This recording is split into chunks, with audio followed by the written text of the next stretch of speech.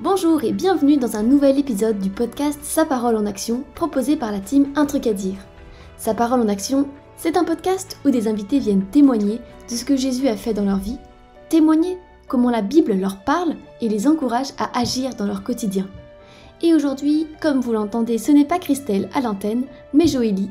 Je fais aussi partie de l'équipe d'Un truc à dire et je prends le micro avec l'honneur immense de vous annoncer aujourd'hui que nous commençons la saison 2 du podcast. Youhou! Vous allez me dire quels sont les changements avec la saison 1? Eh bien, nous allons dorénavant publier les podcasts en 2 temps. Dans un premier temps, il y aura la présentation de l'invité qui sera publiée sur YouTube et sur Instagram, où notre invité répondra à plusieurs petites questions, comme à notre habitude, mais on aura cette fois-ci des petites questions en plus, ou des petites questions qui changent un peu des questions surprises. Et puis dans un deuxième temps, nous aurons donc le podcast en lui-même, et il sera ainsi entièrement consacré au témoignage de notre invité. Donc voilà, avec toute l'équipe, on a trop hâte que vous écoutiez tous les témoignages qu'on a pu enregistrer ces derniers mois, et je vous propose de commencer tout de suite avec le premier épisode. J'ai le plaisir d'accueillir Rachel, qui va témoigner sur la thématique « La puissance des paroles ». Et puis, petit spoil, on va partir bien plus loin que ce thème-là. On va en fait parler de l'influence des paroles sur notre identité, on va parler d'estime de soi, de pardon, de l'amour de Dieu qui déborde. Bref, ça va être riche. Il ne me reste qu'à vous souhaiter bonne écoute. Salut Rachel! Salut Joélie! Rachel s'est présentée à nous dans sa petite vidéo de présentation qu'on a publiée la semaine passée sur Instagram. Et je vais vous résumer en quelques mots. Si j'oublie rien, tu me corriges si j'oublie un truc. Ça marche. Tu nous as raconté que ton jeu de société préféré c'était le Cerbère, c'est un jeu semi-coopératif où on peut trahir des gens. C'est ça. Et on peut aussi se sacrifier pour gagner si on a envie. Ouais. Tu nous as aussi raconté qu'un verset qui t'avait parlé pendant ton enfance, c'était le verset de 1 Timothée qui nous dit que nous n'avons pas reçu un esprit de timidité mais un esprit de force et de sagesse. Et c'est un verset qui t'avait beaucoup parlé parce que t'étais assez timide quand t'étais jeune. Ouais, c'est ça. Et tu nous as raconté aussi que Moïse était un personnage de la Bible qui t'impressionnait beaucoup par toute la mission qui lui était donnée. Ouais, bien résumé. Yes. Alors, maintenant qu'on te connaît mieux, on va pouvoir entrer dans le vif du sujet. Rachel, tu vas nous raconter ton témoignage. Il commence dès ton enfance, je crois. Alors, est-ce que tu pourrais peut-être nous éclairer d'abord sur le contexte dans lequel tu as grandi? Alors, moi j'ai grandi dans une famille chrétienne, dans laquelle on m'a transmis des valeurs, des principes de la foi chrétienne. J'allais à l'église tous les dimanches avec mes parents et mes 3 frères. Et j'aimais beaucoup y aller, surtout parce qu'on y allait en famille. Mais bon, après tout ça, ça a changé au fur et à mesure qu'on grandissait. Chacun faisait ses propres choix au niveau de la spiritualité. Et moi, quand j'étais petite, j'ai toujours voulu être la fille sage, fidèle, qui continuait à suivre ses parents à l'église. J'allais aussi dans une autre église dans laquelle je participais au groupe de jeunes. Et j'avais vraiment ma base solide en amitié. Et franchement, je kiffais beaucoup y aller pour ça. Hein. Et puis, je me souviens que quand j'étais petite, j'aimais beaucoup défendre les personnes qui vivaient des situations d'injustice. Moi, j'ai grandi dans un quartier assez chaud. Du coup, le racisme, les moqueries, tous les coups bas qu'on pouvait faire à quelqu'un, ça me saoulait en fait. J'avais vraiment du mal à tolérer. Et à l'école primaire, je me souviens que je défendais beaucoup ceux qui étaient rejetés ou qui n'avaient pas la capacité de se défendre eux-mêmes. Et en fait, j'aimais bien agir comme une sauveuse. Mais malgré cette envie plutôt sympathique, j'avais également grandi avec des sentiments assez difficiles.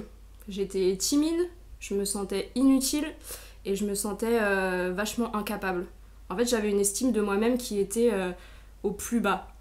Et en fait, pendant quasiment 9 ans de ma vie, je crois, je me considérais vraiment comme extrêmement incapable et nulle dans tout ce que je faisais, dans tout ce que je disais. Et pour moi, tout ce à quoi je touchais se transformait en échec. Et je me sentais pas capable à l'école, je me sentais pas capable en sport, je me sentais inintéressante, mais vraiment sans aucune valeur.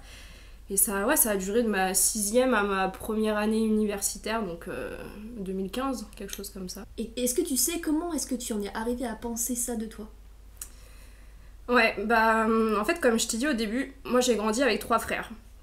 Et comme pour beaucoup de personnes qui ont des grands frères et sœurs, mon plus grand frère, c'était mon exemple. C'était le plus doué, il avait sauté de classe, il était super intelligent, il comprenait tout rapidement, il était drôle, il était sociable, je le trouvais super intéressant. Et en fait, mon grand frère, je voulais lui ressembler à tout niveau. Et quand je suis rentrée en 6e et que je commençais à faire des mathématiques un peu plus poussées qu'en primaire, mon grand frère, il s'est beaucoup plus intéressé à moi. lui, bon, il aime les maths, hein, il en a fait son métier, il est prof de maths. Je trouvais ça cool au début, qu'il soit un peu derrière moi dans cette matière, mais le problème, non pas des mathématiques, mais de ma vie, c'est que je comprenais absolument rien au calcul, ni rien au cours en fait. Et mon grand frère, il me donnait des explications, mais il s'énervait toujours en fait super rapidement et de manière assez agressive quand je comprenais rien, et ça arrivait souvent. Et il me disait que j'étais nulle, que j'allais pas aller loin dans la vie, quoi. Et du coup, lui, c'était vraiment mon exemple, en fait. Celui qui, pour moi, avait toujours raison, me disait que j'étais nulle en maths. Alors, ok, moi, j'étais d'accord avec ça. Et ça, c'était le plus gros mensonge de toute ma vie. Et puis, après, ça a continué avec le sport, tu vois. Pas que les mathématiques. Je faisais du volley en club. En fait, le volleyball, c'était un peu le sport de famille. Et il restait souvent focalisé sur tout ce qui allait pas. Il me disait jamais ce que je faisais de bien. Du coup, pour moi, il y avait rien de bien en fait. Tu vois, il y avait des trucs comme Rachel, t'es super nulle en réception. Et la réception, c'est un poste au volley. Et moi qui, je pensais y arriver, en fait, j'avais l'impression que je m'en sortais bien. Et j'étais nulle parce qu'il me le disait. Et tu vois, tous ces mots là, nul, incapable, c'est des mots qui tournaient mais vraiment sans arrêt dans ma tête. Et pendant de longues années, il y a vraiment eu que très peu de jours durant lesquels je pensais être capable de faire quelque chose de bien. Et quand on me disait ces mots, c'était comme des coups de poignard que je me prenais en plein cœur. Vraiment, c'était très très difficile. Et puis sinon, au niveau de ma foi, alors j'ai toujours cru en Dieu. Je savais qu'il était le créateur du monde, que dans tout l'univers, la beauté de la création me montrait qu'il y avait un Dieu qui avait pensé à tout. En fait, j'étais persuadée que Jésus avait existé, qu'il était le Fils de Dieu, mais j'arrivais pas à réaliser qu'il m'aimait autant moi qui me considérais comme une énorme ratée, mais un échec monumental pour donner sa vie, pour que moi, je vive une éternité sans douleur, sans pleurs, sans cris à ses côtés. Et j'arrivais pas à concevoir ça. Et à l'école, je me sentais pas forcément à l'aise, surtout à cause du système de notes. J'avais énormément de mal à savoir quelles études faire, mais j'avais toujours eu des très très bons potes. Et en terminale, ça a été super dur de choisir sa voie. Tu sais, il y avait, à l'époque, c'était quoi? C'était APB. APB, ouais. Ah, ça remonte, hein. Et en fait, j'étais incapable de me projeter dans quoi que ce soit. Je me disais, mais comment savoir ce que j'aime si je me sens archi nulle dans tout ce que je fais? Et ça, c'était une des questions les plus difficiles de ma vie. Et donc, à l'église, j'avais aussi beaucoup de mal à trouver ma place. Les messages, ils me paraissaient assez intellectuels. Mais bon, je continuais d'y aller parce que malgré tout, ça me faisait quand même énormément de bien. Et est-ce que dans tout ça, du coup, t'avais tous ces mots qui te disaient que t'étais nulle, que t'étais incapable combien de temps ça a duré avant que tu... Comment tu t'en es sortie en fait de tout ça? Est-ce que ça a continué de planer dans ta tête tout le temps, ou est-ce qu'il y a eu des moments où t'as pu progresser et sortir de là, quoi? C'est une bonne question. En fait, mon cheminement avec Dieu, il s'est fait petit à petit. Mais il y a eu des moments assez particuliers qui m'ont beaucoup ouvert les yeux. C'est le cas, par exemple, de ce camp que j'avais fait en août 2015, Plage Station. Donc c'est un camp dans lequel on apprend à parler de l'évangile. Et pendant que j'étais avec une amie, du coup, de ce camp, on discutait avec 4 lycéennes et 4 lycéens de terminale. On était sur la plage, tous à côté là, et on discutait de la foi en Jésus-Christ. Et à un moment, il y a une des filles qui m'a demandé qui était Jésus pour moi. Donc, question assez interpellante. Normalement, c'est nous qui leur posons ce genre de questions, tu vois. Et du coup, j'ai commencé à leur raconter le message de l'évangile, comme on me l'avait toujours expliqué, et à dire à chacun et chacune qu'il était aimé. Tellement aimé que Dieu avait envoyé son propre fils sur terre, mourir sur cette croix, pour prendre tous tes fardeaux. Et en fait, au même moment où je disais ça, j'ai réalisé qu'il était également mort pour moi.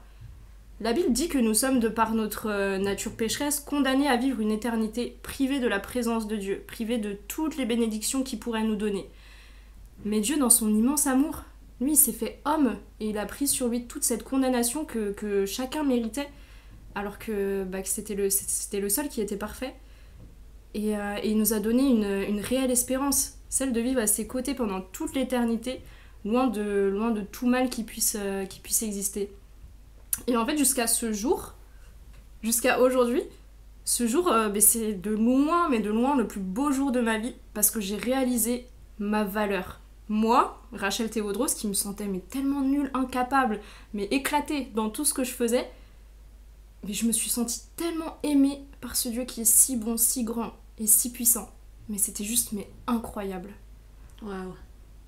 Est-ce que tu arriverais à dire qu'est-ce qui a fait ce déclic? C'est quand t'as expliqué ça aux autres, tu t'es dit « Ah mais ce message il est pour moi ». Ouais, c'est ça. Mais en fait, c'est ça, c'est que, tu vois, quand je parlais du message de l'évangile, en fait, avant, je le disais un petit peu...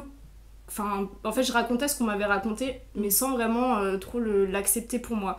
Et je sais pas, à ce moment-là, peut-être le fait que cette jeune m'ait posé la question comme ça, en me regardant droit dans les yeux, et puis en fait, j'avais envie d'être sincère, et d'être honnête, et d'être cohérente, et en partageant, en tout cas à ce moment-là, je me suis dit, mais ouais, c'est quelque chose que j'accepte pour moi. En tout cas, ce cadeau que Dieu a fait, c'est un cadeau que je veux accepter. Et est-ce qu'il y a un verset de la Bible qui t'a encouragé ou qui t'a parlé aussi, peut-être à ce moment-là ou avant, par rapport à ta valeur, à la valeur que tu avais vis-à-vis de Dieu? Ouais, alors il y a un passage, c'est pas le passage qui m'a forcément le plus encouragée, mais c'est celui qui m'a fait le plus pleurer. D'accord. Ouais, c'est le verset dans Ésaïe 43, verset 4, qui dit « Tu as du prix à mes yeux et je t'aime ». Pourquoi je dis que c'est le verset qui m'a fait le plus pleurer? Parce que moi j'étais persuadée que la Bible elle était vraie, dans tout son ensemble, mais j'arrivais pas à croire en cette vérité, tu vois, que j'étais aimée.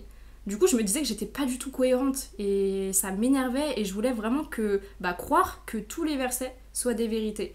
Mais celui-là, ce verset dans Ésaïe, il me posait énormément de problèmes, et j'arrivais pas du tout à y croire, mais jusqu'à ce jour-là, pendant ce camp chrétien. Et est-ce que tu saurais dire aujourd'hui pourquoi est-ce que tu n'y arrivais pas à y croire? Franchement, en fait c'est un grand mystère, tu vois. Je me suis souvent dit, mais pourquoi pendant de longues années, pour moi tout ça, ce verset, c'était un mensonge pour moi, j'arrivais pas à l'accepter comme une vérité. Et pourquoi à ce moment-là, ce jour-là, cette discussion-là, pendant ce camp, pourquoi j'ai réussi à lâcher prise et à accepter vraiment ce verset comme une vérité? Franchement, je saurais pas te dire. C'est vraiment... c'est Dieu qui fait les choses en son temps et qui m'a transformée à ce moment-là. Ouais, c'est lui qui a vraiment transformé ton cœur et ta manière de voir les choses. Alors qu'avant, t'avais ce mensonge que t'étais nulle qui obstruait ta vue par rapport à ce verset, là, finalement, il l'a fait tomber comme s'il l'avait enlevé complètement. Exactement, ouais. Et du coup, est-ce que ça a impacté la suite de ta vie vis-à-vis de ta famille ou, je sais pas, dans toutes tes autres activités que tu faisais? Ça, franchement, ça a énormément changé, parce que à ce moment-là, j'avais l'impression de commencer une nouvelle vie.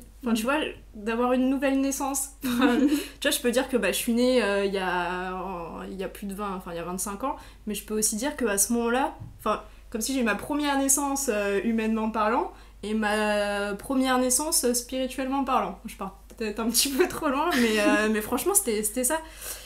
Donc ouais, vraiment le début d'une nouvelle vie, d'une nouvelle identité. Et sinon, après, il y a eu un autre moment important dans ma vie, donc par rapport à mon cheminement avec Dieu, où j'avais décidé dans mon cœur de pardonner à mon grand frère.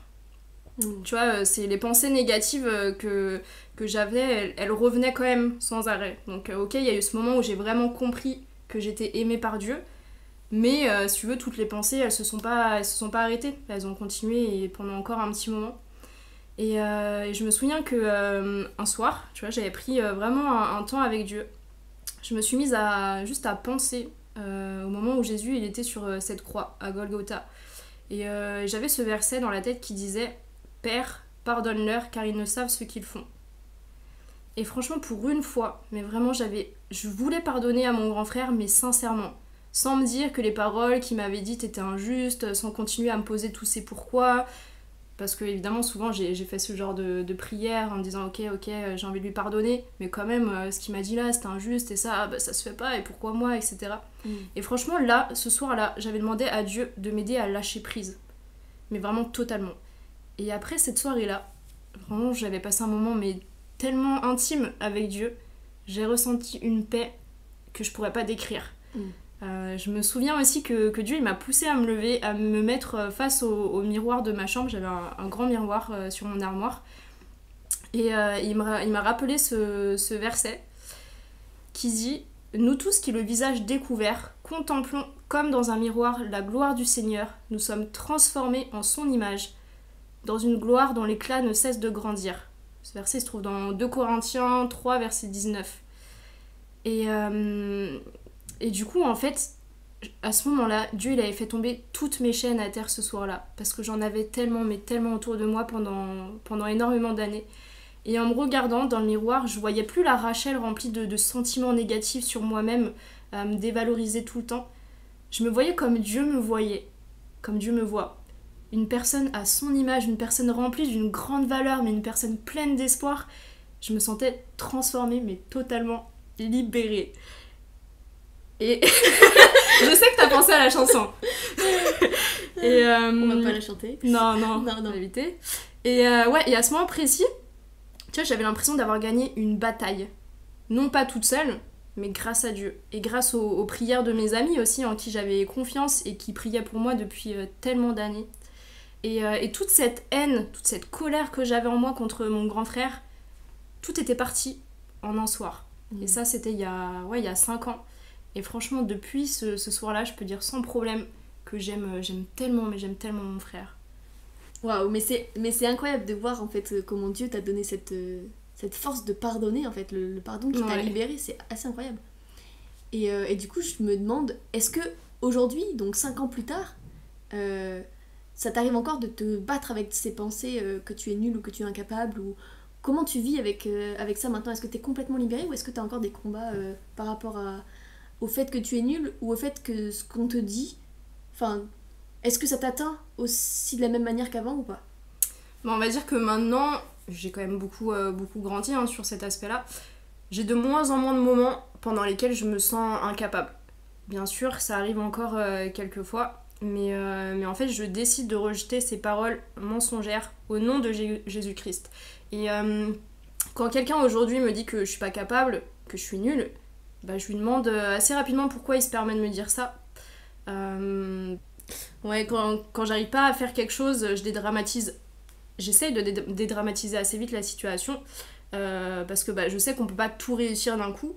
Par contre, on peut apprendre, on peut s'améliorer, on peut persévérer et être fier de soi quand on réussit et fier du chemin qu'on a parcouru pour y arriver.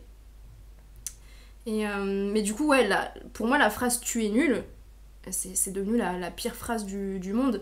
Et je demande très souvent à Dieu de me donner des paroles d'amour et encourageantes pour les personnes que je rencontre pour qu'ils soient pas blessés comme moi j'ai pu être blessée. Et du coup, quand aujourd'hui, quand tu l'as dit, on te dit tu es nul, tu poses la question pourquoi est-ce que tu dis ça, et les gens ils réagissent comment? J'essaye de poser la question assez souvent après. Après, ça arrive que, tu vois, je me dis, la personne... En fait, c'est tellement, si tu veux dire, ah mais t'es nul, surtout dans le domaine du sport, je dirais, ça arrive assez facilement. Mais même moi, en fait, aujourd'hui, tu vois, moi qui me suis pris souvent ce genre de réflexion, de phrases, même moi, parfois, ça m'arrive de le dire aux autres. Et après, je me dis, mais non, n'importe quoi. Enfin, mais le but, c'est pas de blesser la personne. Mais c'est plus de dire, là, ton geste, t'aurais pu faire quelque chose de mieux, ou tu vois.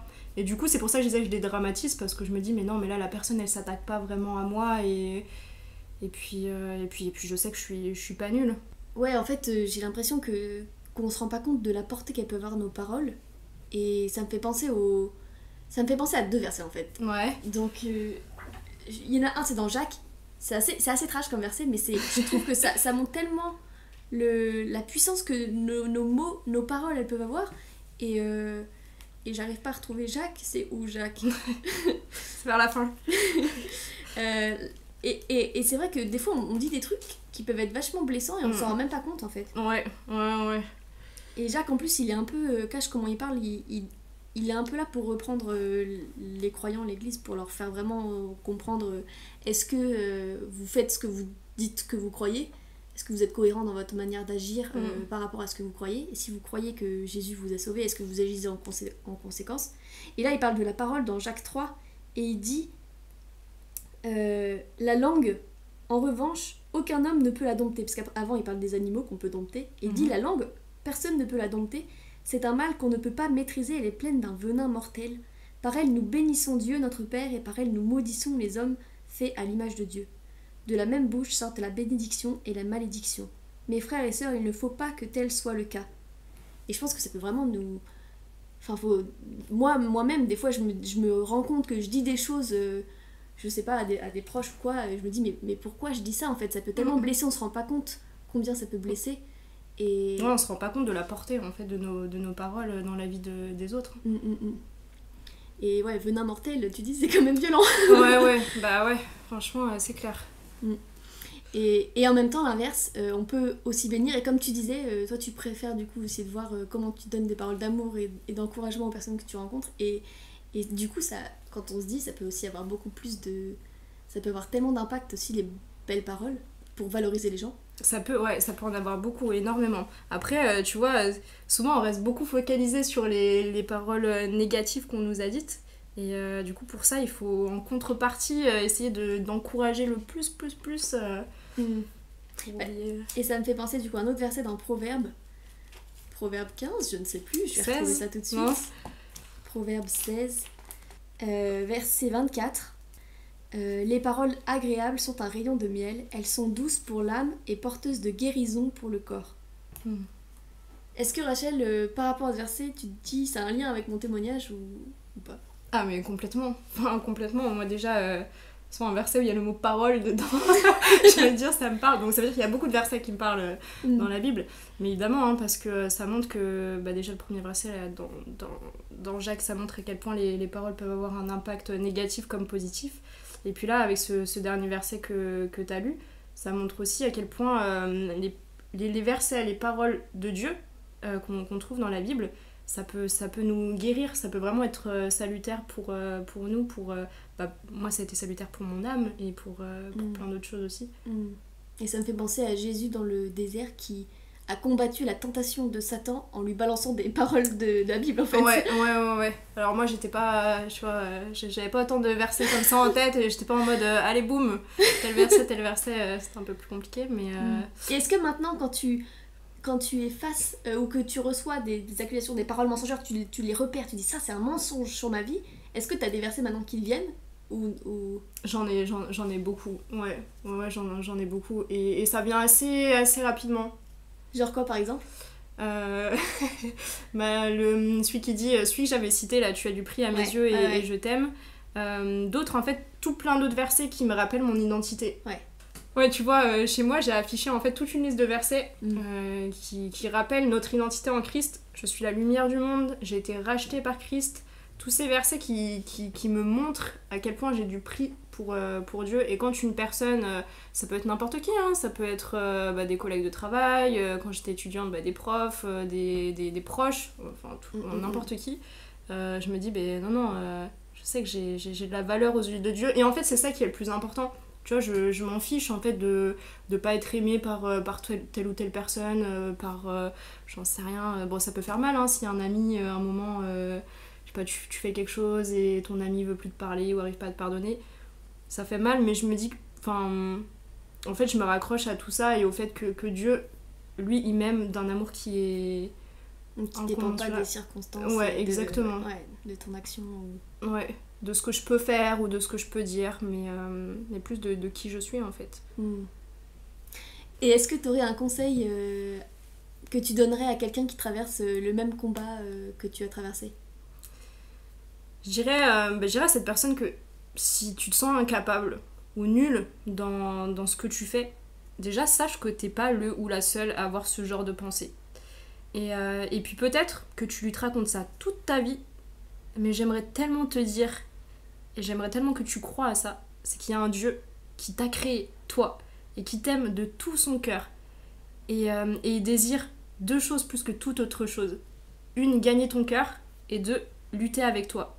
Peu importe les combats.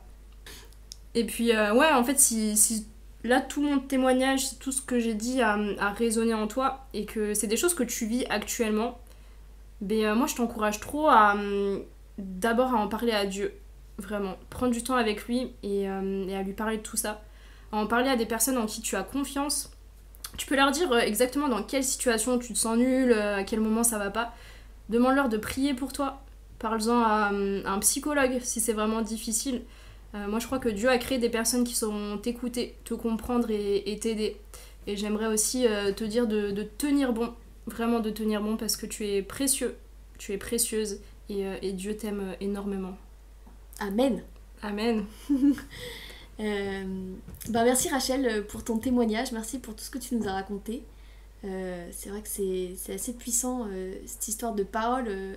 On sous-estime souvent, je pense, la puissance que ça a. Est-ce que pour conclure ce podcast, tu aurais un dernier truc à dire? Merci beaucoup. C'est sur ces belles paroles que nous nous quittons. Merci beaucoup Rachel et soyez bénis et on se retrouve dans quelques semaines pour le prochain podcast et n'oublions pas de mettre sa parole en action.